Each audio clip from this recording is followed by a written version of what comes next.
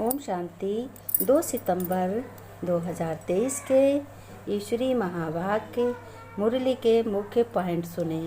शिव परमपिता परमात्मा शिव बाबा ने कहा, मेरे मीठे बच्चों, तुम्हें पतित बनने से उड़ने की ताकत नहीं रही है तुम बच्चों में। शिव बाबा ने कहा, बच्चों, तुम्हारी ज्योति जगाने के लिए मैं आया हूँ। फिर बाबा ने कहा, मेरे बच्चों, तुम्हें क्या करना है? तुम्हें एक बाबा से ही ज्ञान सुनना है और बाबा से ही सब पढ़ाई करनी है। जब आत्मा में बच्चों सत्व प्रधान की ताकत थी तो जागती ज्योति थी। अब ज्योति कैसी है? अब सभी आत्माओं की ज्योति बुझ गई है। आत्मा की ज्योति बुझने में 5,000 वर्ष का टाइम लगता बच्चों। फिर बाबा ने कहा, अब मैं तुम्हारी फिर से आकर ज्ञान ग्रत से ज्योति जगा रहा हूँ। बाबा ने कहा, मैं ज्ञान का घी डालकर तुम्हारी ज्योति जगा रहा हूँ। अभी तुम्हारे ऊपर बृहस्पति की दशा बैठी है। विश्व का मालिक बच्चों बनने के लिए तुम्हें वृक्षपति शिव बाप की श्रीमत पर चलकर पूरा पुरुषार्थ करना है बच्चों। तुमको मेरी श्रीमत पर चलना है, अपने शिव परमपिता की श्रीमत पर चलना है। बाबा ने कहा, तुम सब बच्चों उस स्वर्ग के मालिक बनेंगे जहाँ अविनाशी सुख रहेगा। अब नई दुनिया में कोई दुख की दरकार नहीं होगी, सब सुख ही सुख होगा। वहाँ जब सब कुछ होता है तो किसी की इच्छाएं नहीं होती हैं।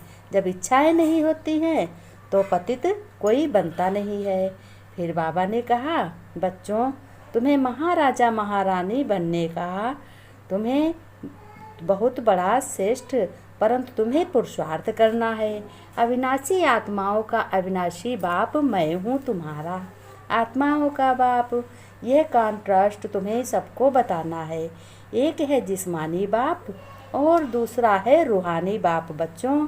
तो तुम रूहानी बच्चों का बाप, तो रूहानी आत्माओं का बाप मैं हूँ परमपिता परमात्मा के। यह 84 जन्मों का राज सिवाय मुझ परमपिता परमात्मा के और कोई बच्चों समझा ना सके। इसलिए मैं कहता हूँ, तुम्हें श्रीमत पर चलकर बहुत ही सुखी बनना है। तुम बच्चों अभी बाप से सारा राज सुनकर खुश होते हो। शिव बाबा ने कहा, तुम अपने पिता से सारा राज सुनकर सुखी होते हो और फिर नई दुनिया के लिए पुरुषार्थ भी करते हो, यानी नई दुनिया में जाने की तैयारी भी करते हो। बाबा ने कहा, यह तुम्हें सिद्ध कर बताना है सभी आत्माओं को कि हम अब बेहद के पारलौकिक बाप शिव पिता के बेहद का वर्षा ले रहे हैं। अपने शिव बाबा से बेहद का वर्षा ले रहा हूँ। तुम भी लो, तुम भी ज्ञान सुनो। इस नर्क का विनाश सामने खड़ा है। आप देखो कितना विनाश है।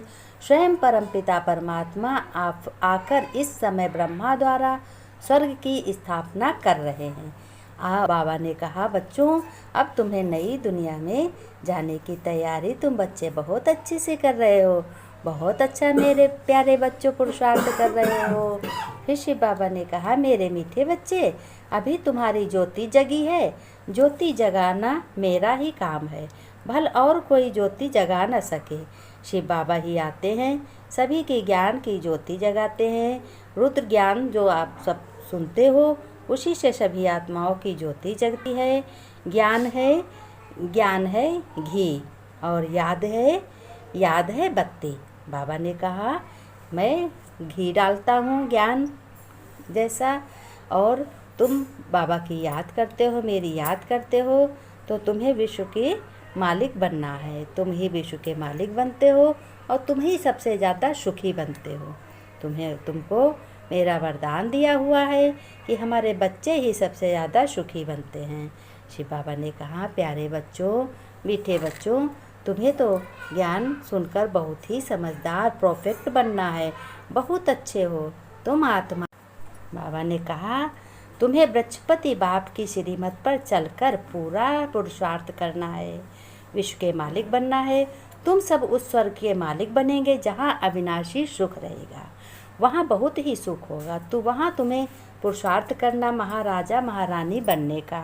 वहाँ तुम्हें कुछ नहीं करना होगा, तुम्हें यहीं पुरुषार्थ करना है। अविनाशी आत्माओं का अविनाशी बाप मैं हूँ और मैं ही सबका करता धरता हूँ। ये कॉन्ट्रैक्ट तुम्हें सबको बताना है। फिर बाबा ने कहा सभी को अच्छी सी समझ देनी है कि यह 84 जन्मों का राज शिव बाबा ने बताया है। तुम भी सुनो, कोई हमारे सिवा समझा ना सके। तुम्हें बहुत खुशी होती बच्चों, तुम बहुत ही खुश रहते हो और फिर नई दुनिया के लिए बहुत तुम बच्चे पुरुषार्थ करते हो। कहते हो हमें नई दुनिया में जाना है और हमारा पारलौकिक पिता शिव बाबा है, भगवान है, वही हमारा बेहद का बाप है, उससे हमें बहुत ही खजाना, बहुत ही प्राप्ति मिलती है।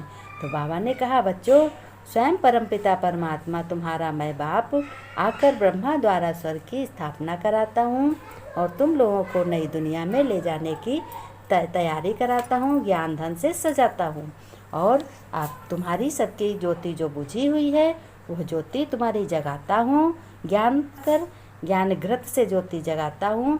और बृहस्पति तुम लोगों की बहुत अच्छी दशा है, तुम विश्व के मालिक बनते हो। फिर बाबा ने प्रश्न पूछा सतयुग में हर घर की विशेषता क्या होगी बच्चों?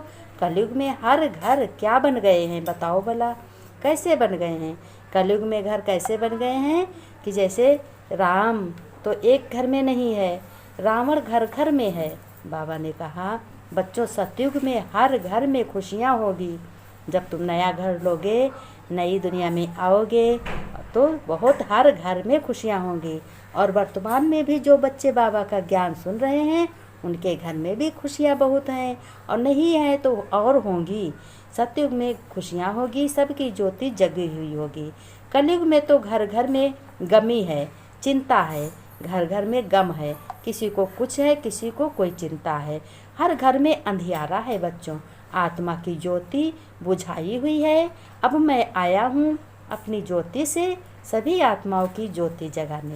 फिर बच्चों जिससे फिर घर घर में क्या होगा, दिवाली होगी। अब क्या होगा, नवरात्र होंगे, नवरात्र के बाद दशहरा होगा, फिर रावण मारा जाएगा, फिर रावण माने पांचों विकार स्वाहा किए जाएंगे।